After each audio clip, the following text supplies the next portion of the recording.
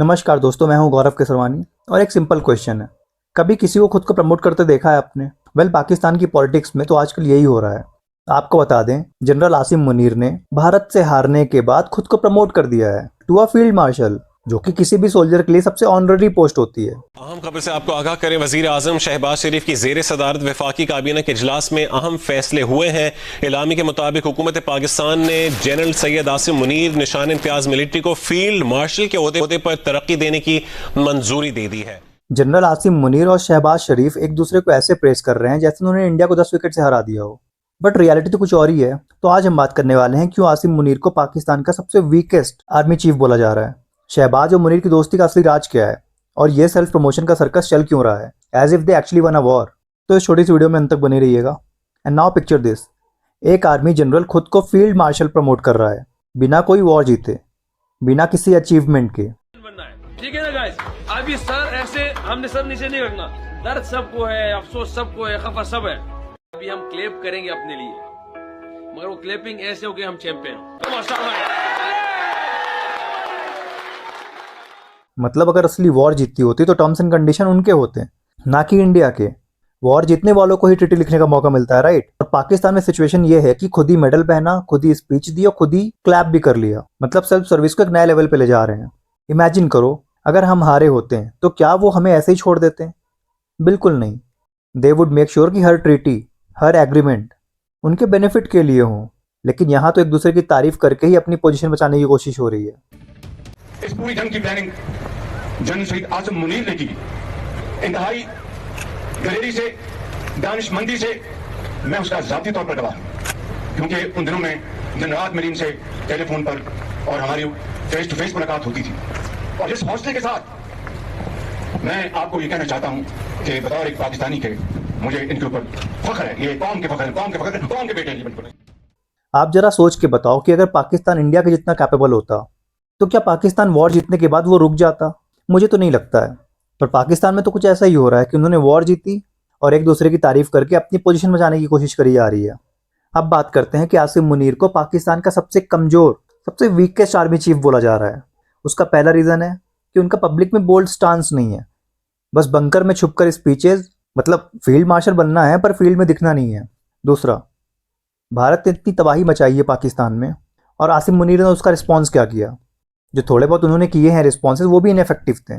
तीसरा, उनकी international image भी थोड़ा क्वेश्चनेबल है। उनके कुछ स्पीचेस ने पाकिस्तान को डिप्लोमेटिक आइसोलेशन की तरफ ढकेल दिया है। आपको याद ही होगा, इस वॉर के जस्ट पहले उन्होंने जो स्पीच दी थी जिसमें हिंदू और मुस्लिम अलग हैं, भारत और पाकिस्तान कंप्लीटली डिफरेंट है। वो देश इसीलिए बनाया गया था ताकि वो इंडिया से अलग हो सके, रिलीजियसली, कल्चरली।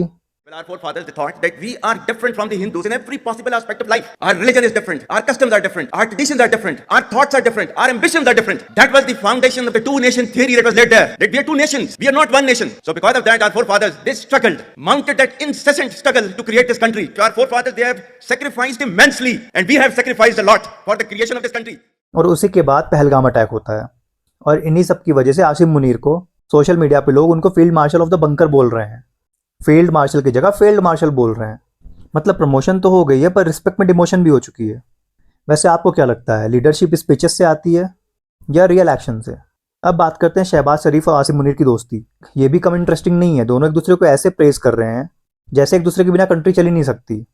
और खैर आपको तो पता ही होगा कि पाकिस्तान में क्या हाल है। माना जाता है कि वहाँ की आर्मी ही सरकार चला रही होती है।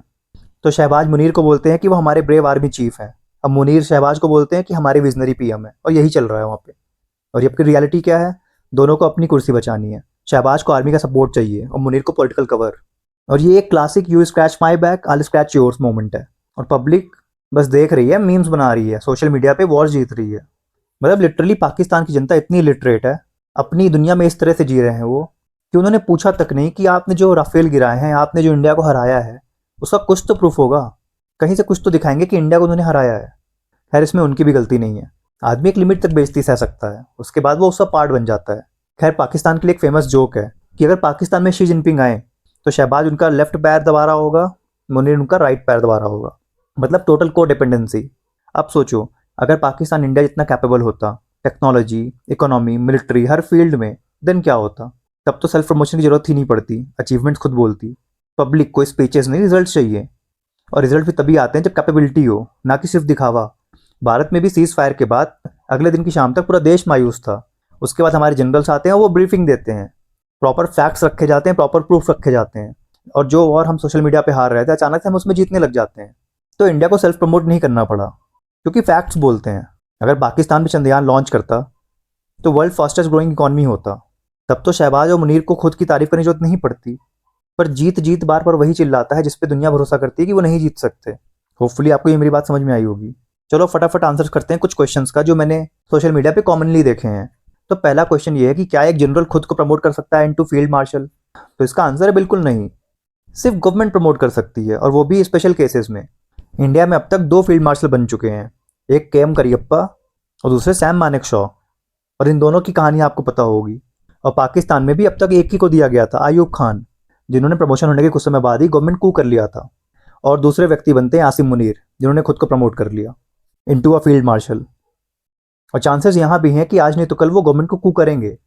इस वॉर के बाद एक की कुर्सी जानी तय है, अब वो चाहे शहबाज शरीफ हो चाहे वो आसिम मुनीर हो। और लोग सोशल मीडिया पे ये भी पूछ रहे हैं कि क्या क्राइटेरिया है फील्ड मार्शल बनने का। खैर इंडिया का क्राइटेरिया थोड़ा डिफरेंट है।